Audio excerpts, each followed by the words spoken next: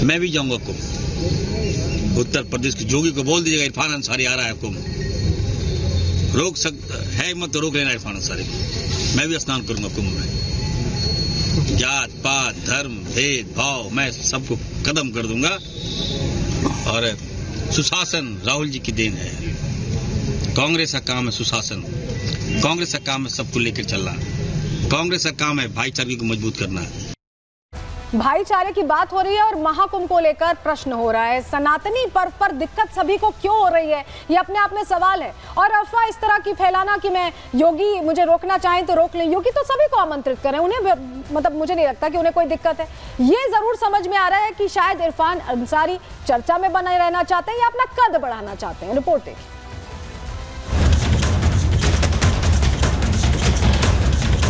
मैं भी जाऊंगा कुंभ।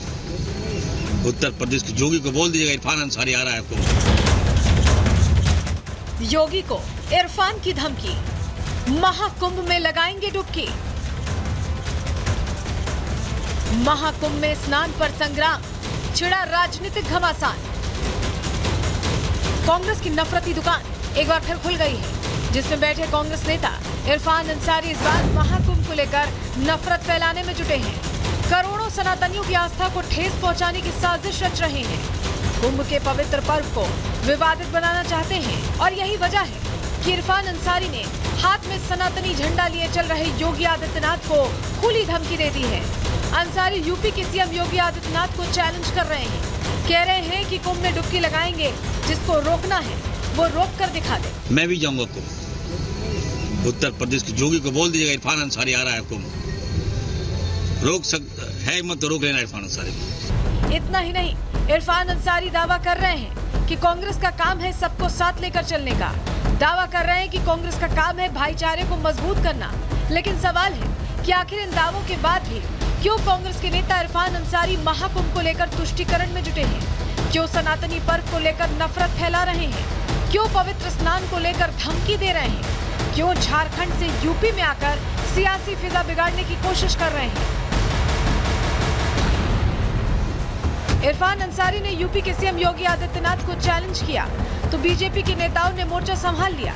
आरोप लगाया कि इरफान अंसारी सस्ती लोकप्रियता के लिए चर्चा में बने रहना चाहते हैं। ऐसे बयान से उनकी नकारात्मकता झलकती है। बीजेपी प्रवक्ता ने तो एक कदम आगे बढ़ते हुए कह दिया कि इरफान अंसारी के पूर्वज भी कुंभ जाते रहे होंगे, क्योंकि वो मनतांत्रण के बाद ही बदले होंगे। कोई भी मत मजहब का व्यक्ति कुंभ में अगर आस्था के साथ डुबकी लगाना चाहता है, स्नान करने आना चाहता है, अपनी आस्था का प्रकटीकरण करना चाहता है तो उसका स्वागत है। लेकिन अगर कोई एक गलत इंटेंशन के साथ, दुराशय के साथ अगर कुंभ में आकर के कुंभ को बदनाम करने की साजिश करेगा तो कानून पूरी कठोरता से कार्रवाई भी करेगा। बीजेपी ने तो साफ कर दिया कि अगर आना है तो आए, लेकिन दुर्भावना के साथ नहीं। लेकिन सवाल है कि आखिर क्यों बार बार इस सनातनी महापर्व को लेकर निशाना साधा जा रहा है? आखिर क्यों महाकुंभ को लेकर अफवाह फैलाने, नफरत फैलाने की कोशिश की जा रही है? Bureau report, Republic Bharat. Irfan Ansari ऐसा दावा इसलिए कर रहे हैं कि उन्हें लग रहा है कि शायद जब वो पहुंचे तो हो हंगामा हो, वो चर्चा में आए। लेकिन संत समाज उन्हें कैसे जवाब दे रहा है, सुनिए जरा। जो आस्था से परमात्मा का ध्यान करके और हमारे कुंभ को आस्था के रूप में है, तो वो कोई इरफान आजमी हो चाहे हिंदुस्तान का कोई भी कंट्री का मुस्लिम हो, उनका स्वागत है। कैसे जाकर आएंगे वो? उनकी बपौती है क्या गंगा? कह दीजिएगा उससे, मौलाना से, उसके बाबा दादा नहीं ले आए। सनातन धर्म के भागीरथी गंगा को ले आए, अधिकार हमारी है। वो मक्का मदीना ले चले, हम उसको 10 बार गंगा स्नान कराएंगे। नहीं, गंगा स्नान वो क्यों करेंगे भाई? वो क्यों करेंगे जब बाबा लोग ने कर रहे हैं। आप अब मक्का मदीना में हिंदुओं को जाना वर्जित है, तो यहाँ उनको जाना वर्जित रहेगा। ये पहले इंडी नेता ने सवाल नहीं उठाया, बहुत से ऐसे चेहरे जो सवाल उठा चुके हैं। देखिए, महाकुंभ के नाम पर विवाद पैदा करने की कोशिश लगातार की जा रही है। इंडी गठबंधन के नेता लगातार बयानबाजी कर रहे हैं, थम नहीं रही उनकी बयानबाजी। सपा विधायक ओम प्रकाश सिंह ने बयान दिया था, उन्होंने कहा था कि मुसलमान चाहें तो मैं उन्हें कुंभ लेकर चलूंगा।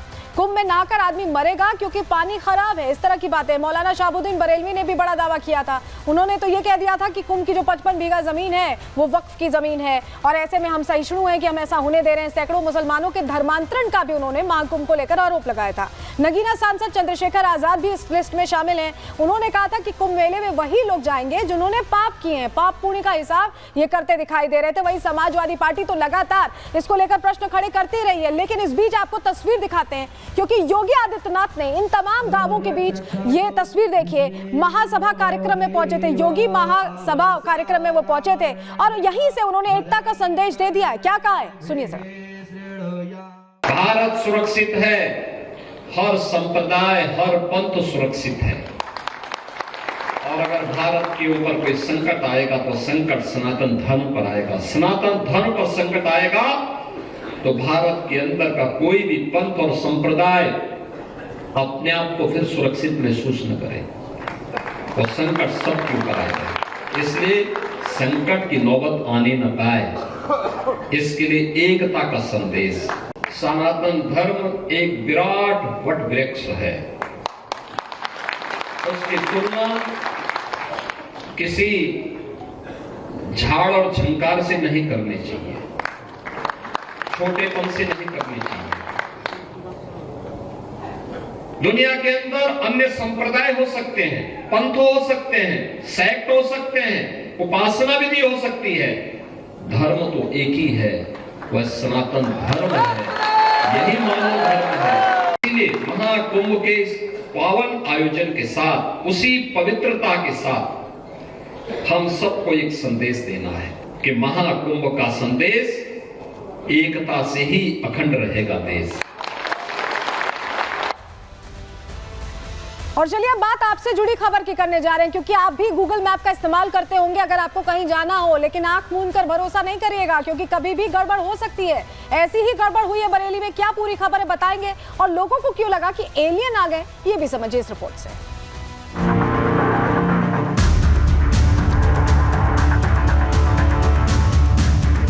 बरेली में भटके एलियन, पुलिस देखकर रह गई दंग।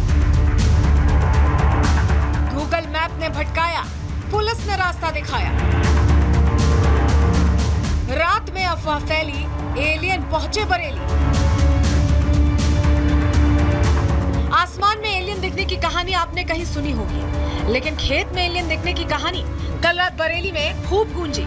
वजह थी गूगल मैप की गलती, और गलती भी ऐसी कि पूरे इलाके में शोर मच गया, हड़कंप मच गया। लोग बोलने लगे कि बरेली में एलियन आ गए हैं। पुलिस के पास फोन पहुंचा तो पुलिस भी दंग रह गई। मौके पर पहुंचकर जब पुलिस ने देखा तब जाकर पूरे मामले का खुलासा हुआ और अफवाह पर विराम लगा।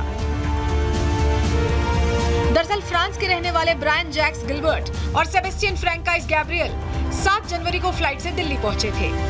यहां से उन्हें साइकिल पर सवार होकर नेपाल के काठमांडू जाना था। अगले ही दिन गूगल मैप लगाकर दोनों फ्रांसीसी नागरिक साइकिल लेकर काठमांडू के लिए चल दिए।